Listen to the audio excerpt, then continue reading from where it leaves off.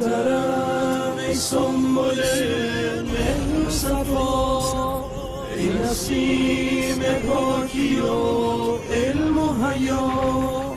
مادرم ای عایشه، ای قلب تو آکنده از نیکی و لطف و نوای مصطفی.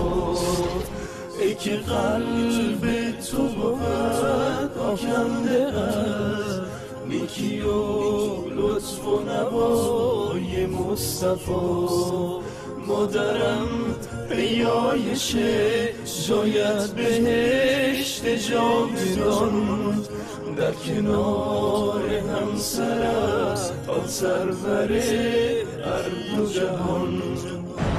کسی با مادرم دشمن شده، مادرم موزه ابلیس این پسر شده. مادرم کار ابلیسان شده، تهمت زدن مادرم بر حریم مصطفی.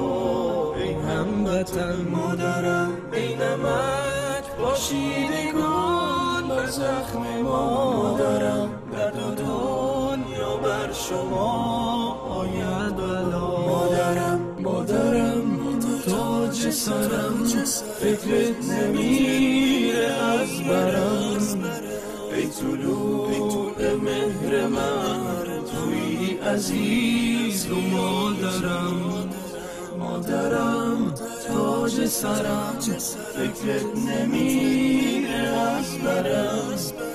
ای طلوع مهر من، توی عزیز و مادرم. مادرم غم مخور.